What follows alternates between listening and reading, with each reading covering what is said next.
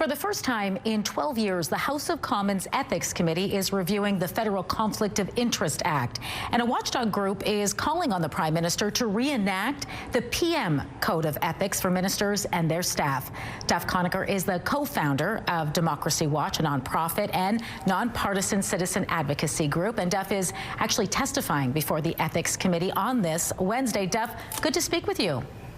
Good to talk with you as well. Thanks. First, maybe give us an idea of why you feel it's important the Prime Minister's Code of Ethics is reenacted. Well, there's a law called the Conflict of Interest Act, but then there's also a code. And a lot of the key rules are in the code, and they really should be in the law. But what happened was when Prime Minister Harper made it into a law about 20 years ago, he put these rules into a code and essentially said, oh, I'll enforce that. But the Ethics Commissioner considers that the code is required to be followed by cabinet ministers and other top government officials and cabinet staff.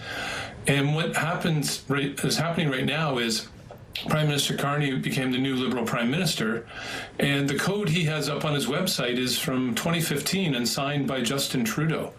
And so this raises the question about whether he's planning to cancel that code or weaken it. I mean, why has he not reenacted it in his own name and sent his own message to all his ministers and top government officials that they have to follow these very strict and strong rules in this code and not just comply with the very weak and loophole-filled rules that are in the federal government ethics law.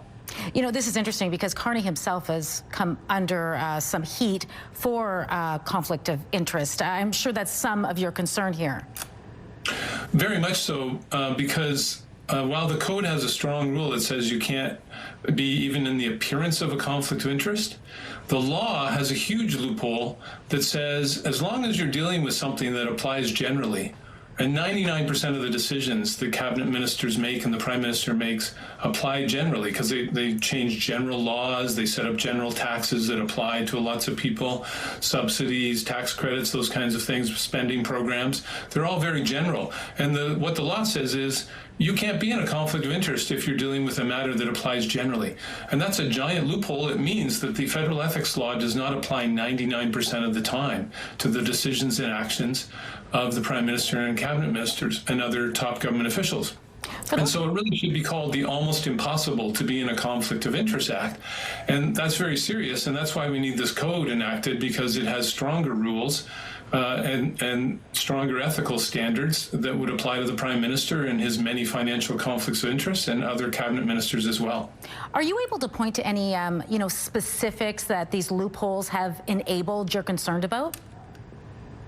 Well, Prime Minister Carney has already participated in decisions that affect Brookfield, this huge conglomerate company, which he was on the board of and owns stock options in. So he has shares, investments in this huge company that affects 103 other companies, according to a statement that he's set up with the Ethics Commissioner.